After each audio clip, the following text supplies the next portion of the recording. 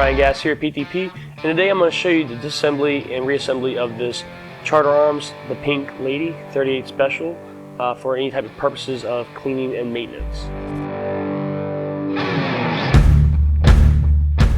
First step I want to do is I want to make sure that the cylinder is empty, so I'm going to slide the pin forward, right? Check the cylinder, pop the cylinder out, check, make sure that this has a 5-shot cylinder, make sure all cylinders are empty, and they are. From here, this is as far as you're actually going to disassemble the firearm when it comes to cleaning and maintenance of this firearm for regular cleaning and maintenance. There are obviously more parts to this. You can take this down farther in general, but this is the farthest you're actually really going to take it apart for regular maintenance and reassembly. Right? It's not really taken apart, it's just opened up. All right? From there, once you're cleaned and ready to go, you can go and pop that cylinder back in, and you're ready to go.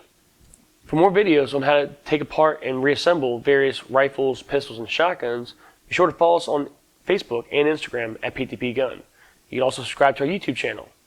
Thank you all again for tuning in. Remember to stay safe and to train to survive.